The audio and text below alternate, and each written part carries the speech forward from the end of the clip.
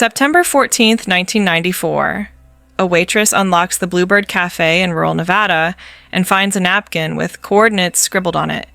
She doesn't know it yet, but those numbers will lead police to a buried car in the desert, and a mystery that still has no answer. 3 days earlier, a woman named Claire Donovan walked into that same cafe, ordered black coffee, and said something that made the cook's blood run cold. "I'm going somewhere that doesn't exist yet." She wasn't joking. When authorities traced those coordinates, they found Claire's car abandoned in the Black Rock Desert, her suitcase full of letters written to M, a person no one can identify. But they never found Claire, because she hadn't been taken. She'd planned this. For 6 months, she'd been preparing, researching something she called The Crossing, a place she believed appeared only at specific times, where the physical world thinned and people could step through. And on September 13th, at sunset, Claire Donovan walked into the desert believing she'd found it. Some investigators think she lost her mind. Others think she was meeting someone dangerous. But the evidence suggests something stranger. That Claire found exactly what she was looking for. And if you want to know what happened when a woman chased coordinates into the desert and why someone else was following her, hit that like button and stay with me. Because this mystery ends in a place most people don't believe exists.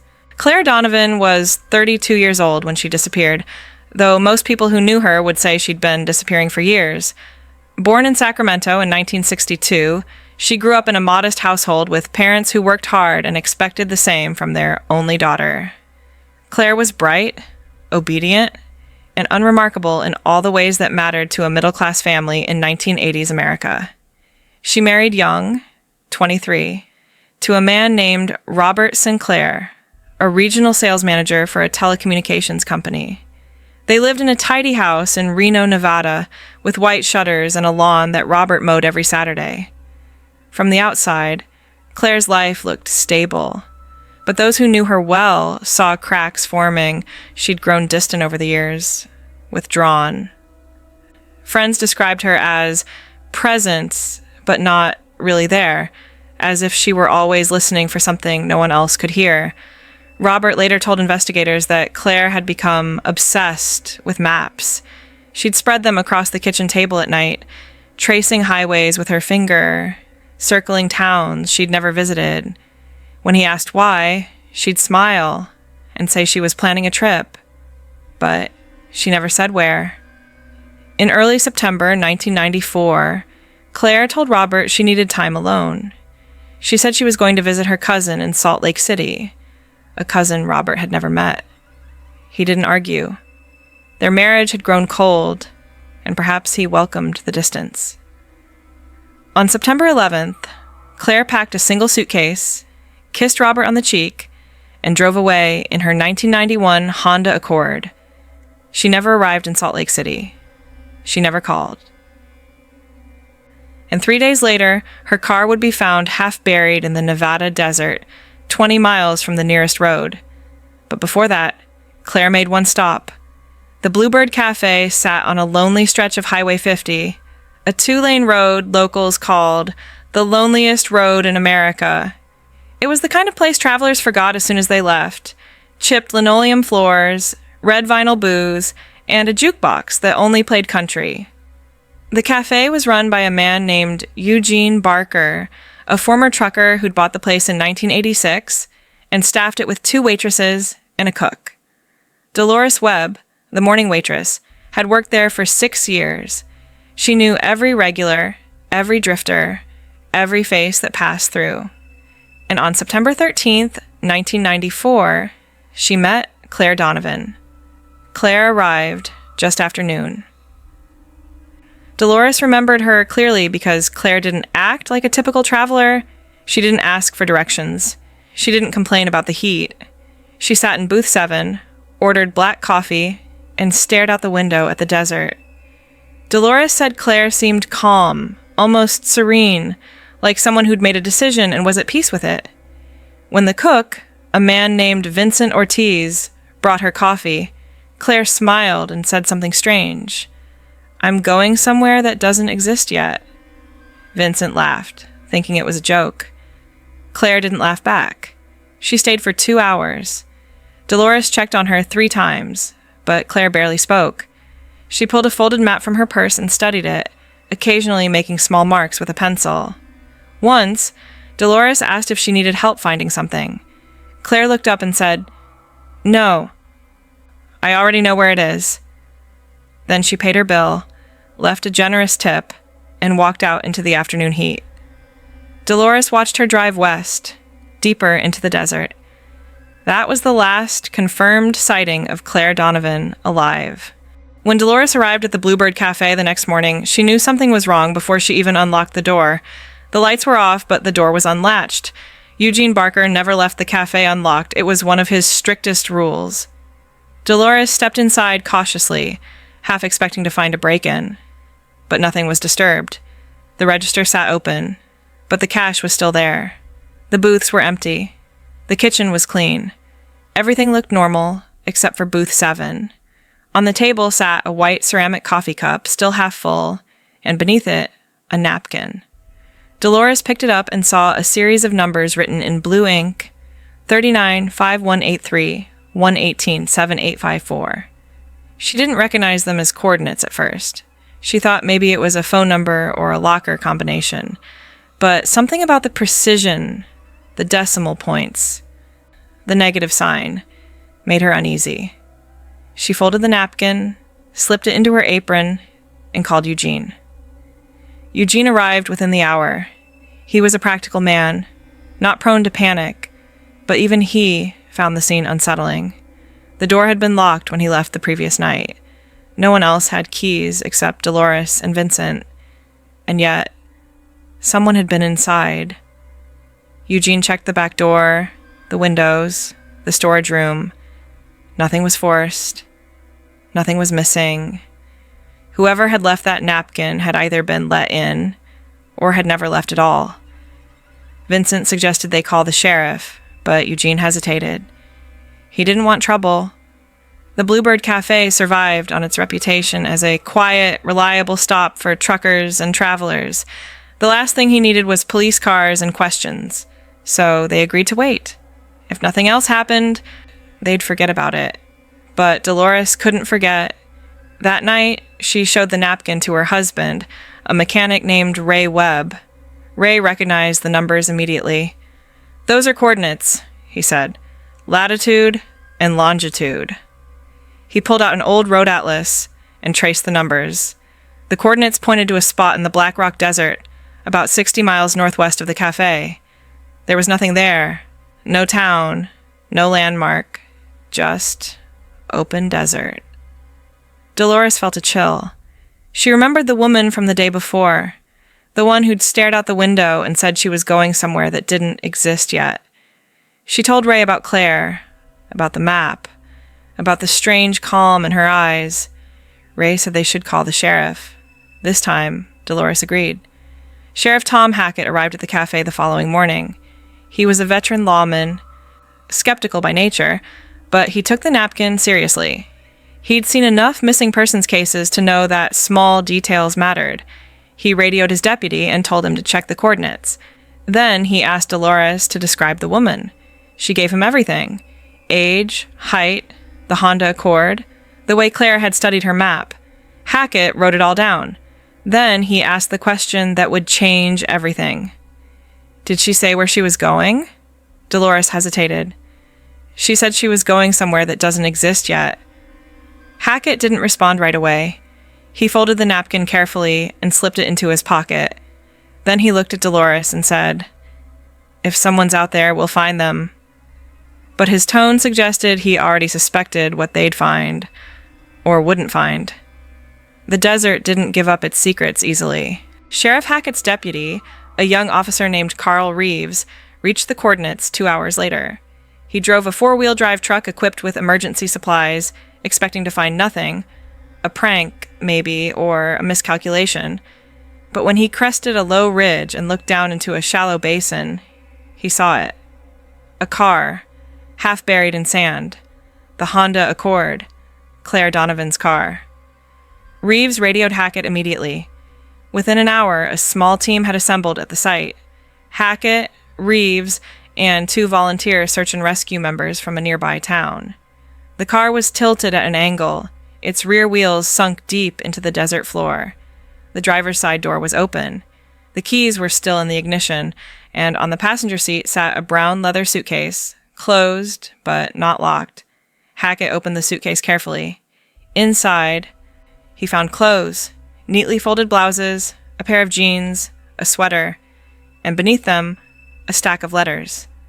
Dozens of them. Each one was handwritten on the plain white paper, addressed to someone named M. There were no envelopes, no postage, no return address. Hackett opened one at random and read the first line. "I know you're waiting for me. I know I'm close." The letter went on for 2 pages, describing a journey, a destination, a promise. But it was unsigned, and it offered no clue who M was or where Claire thought she was going. The other letters were similar. Some were short, almost cryptic. The map was right. The place is real. Others were longer, more emotional. "I've spent my whole life preparing for this. I won't turn back now." Each one referenced a map, a location, a meeting, but none of them provided specifics.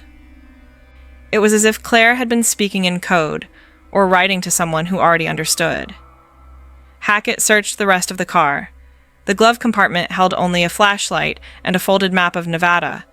The map was worn, creased from repeated use, and marked with several small X's in red ink. One of the X's corresponded to the Bluebird Café. Another matched the coordinates where the car was found. But there was a third mark, further north, near the edge of the Black Rock Desert. Hackett traced the line with his finger. Whatever Claire had been searching for, she believed it was there. But where was Claire? Reeves and the search team fanned out, looking for footprints, signs of struggle, anything that might indicate where she'd gone. The sand around the car was disturbed, but the wind had already erased most of the tracks. They found one set of footprints leading away from the vehicle, heading northwest. The prints were small, consistent with a woman's shoe, and they were evenly spaced, not hurried. Claire hadn't been running. She'd been walking with purpose. The team followed the prints for half a mile before they disappeared entirely. The desert had swallowed them. Hackett called off the search as the sun began to set. They'd return in the morning with more equipment, more people. But as he stood in the fading light, staring at the empty horizon, Hackett couldn't shake the feeling that they were looking in the wrong place. Claire Donovan hadn't gotten lost. She'd known exactly where she was going. The question was why. The search for Claire Donovan expanded over the next 3 days. Helicopters scanned the desert. Volunteers combed the area on foot. Local newspapers ran her photograph, and tips began trickling in. Sightings at gas stations, diners, motels. But none of them led anywhere. Claire had vanished as completely as if she'd never existed. Sheriff Hackett turned his attention to the letters. He brought them back to his office and read each one carefully, searching for patterns, clues, anything that might explain Claire's state of mind. The letters revealed a woman who believed she was on the verge of something extraordinary. She wrote about the convergence, the threshold, the place between maps. Her language was abstract, almost spiritual, but there was a thread of certainty running through every page. Claire wasn't delusional. She was convinced. Hackett decided to contact Claire's husband, Robert Sinclair. Robert drove down from Reno the next day, pale and shaken. He identified the suitcase, the clothes, the handwriting.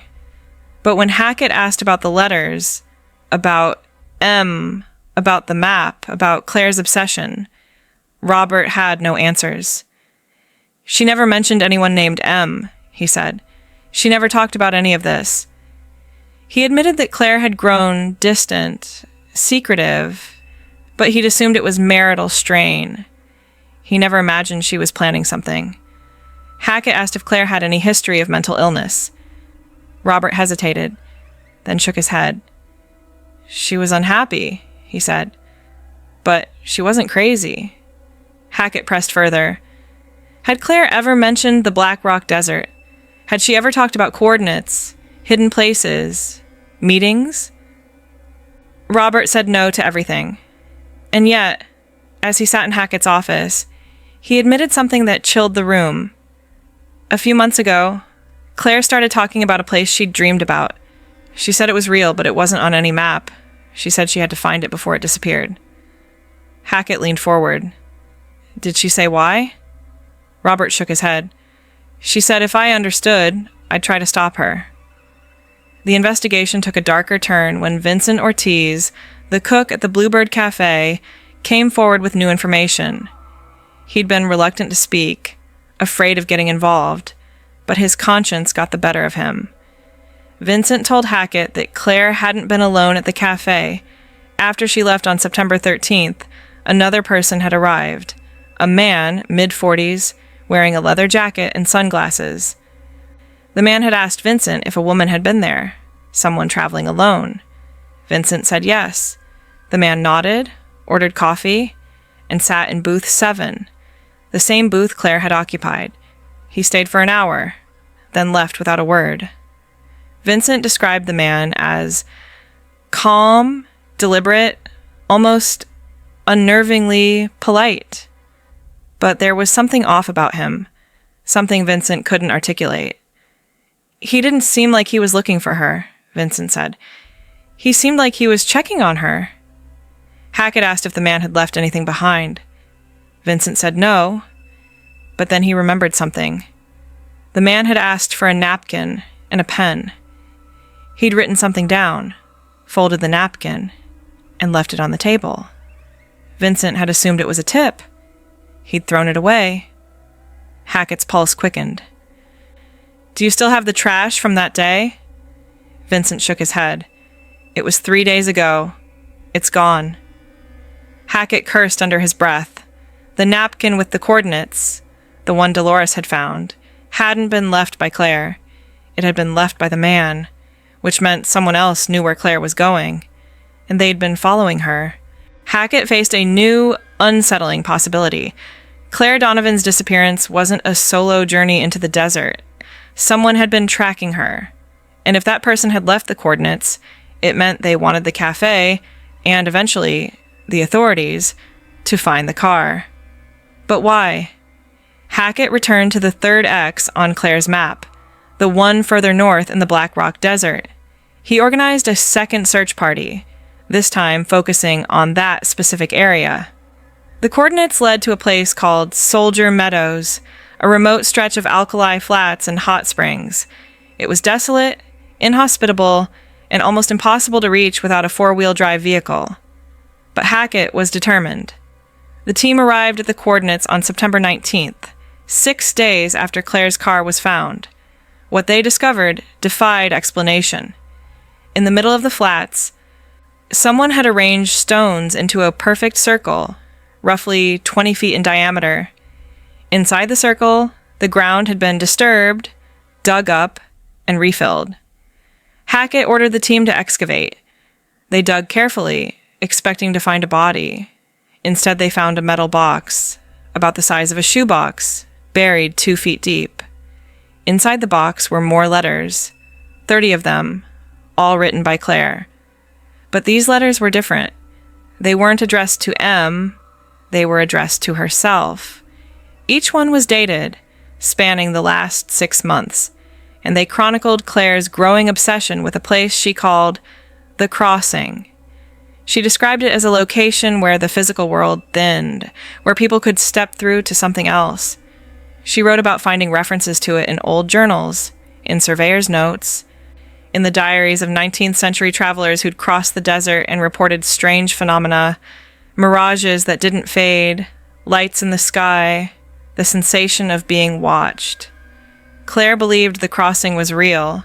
She believed it moved, appearing only at specific times, and that she'd calculated its next appearance using maps, astronomical charts, and historical accounts.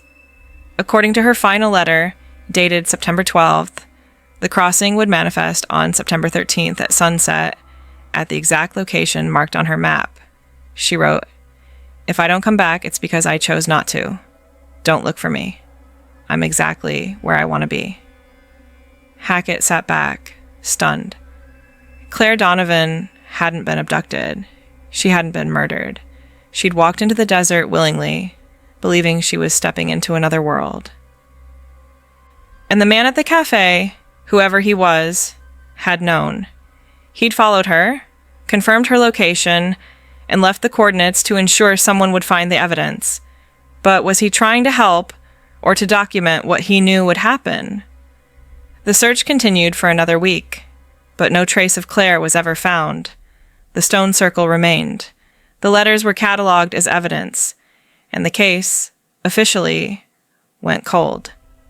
Sheriff Hackett retired in 1999, but he never stopped thinking about Claire Donovan. In an interview years later, he said, "I don't know if she found what she was looking for, but I know she believed in it. And that belief was strong enough to make her leave everything behind." The mystery of Claire Donovan's disappearance has never been solved. Her husband, Robert, moved away from Reno and remarried in 1997. He rarely spoke about Claire, and when he did, it was with a mixture of sadness and bewilderment. "She wasn't running from me," he said once. "She was running towards something I couldn't see." The Bluebird Café closed in 2008, a victim of declining traffic on Highway 50. Dolores Webb passed away in 2015, but she never forgot the woman in Booth 7. In her final years, she told her grandchildren about Claire, the calm, determined stranger who'd spoken of places that didn't exist yet. "I think she found it," Dolores would say. "Whatever it was, I think she found it." The man who'd visited the cafe after Claire was never identified. Some investigators believed he was a fellow believer, someone who'd been tracking the crossing independently. Others thought he might have been a researcher or journalist documenting cases of people who'd disappeared under similar circumstances. A few even speculated he was something else entirely, a guardian of the threshold, ensuring that those who sought it were willing to pay the price. In 2010, a hiker exploring the Black Rock Desert stumbled upon the stone circle. It was still intact, untouched by time or weather. Inside, someone had placed a new object, a small wooden box containing a single photograph. The photograph showed a woman in her 30s, smiling, standing in front of a landscape that looked like the desert but wasn't quite right. The sky was too blue, the light was too soft, and in the distance, shapes that might have been buildings, or something else entirely, shimmered like a mirage. The photograph was turned over to authorities, but it was never authenticated. Skeptics claimed it was a hoax, planted by someone familiar with the case. Believers saw it as proof, evidence that Claire Donovan had crossed over and wanted the world to know she'd succeeded.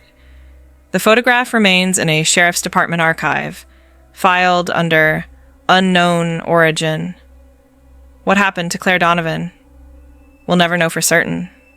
But the evidence suggests she was a woman who refused to accept the boundaries of the world as they were presented to her. She saw something others couldn't or wouldn't see, and she pursued it with a single-minded determination that cost her everything. The napkin with the coordinates, the letters, the stone circle, they're all pieces of a puzzle that may never be fully assembled. But they tell us something important about the human spirit, that some people are willing to risk everything for the possibility of something more. That belief, however irrational it may seem, can be powerful enough to carry someone beyond the edge of the known world. If you're still here, you followed Claire Donovan's journey to its strange, unresolved end. And maybe, like her, you're wondering if there are places in this world, or beyond it, that exist only for those brave enough to seek them. If this story stayed with you, leave a comment. Share your thoughts. And if you want more mysteries like this, subscribe, because the world is full of people like Claire, people who vanished, chasing something the rest of us can't see. And their stories deserve to be told.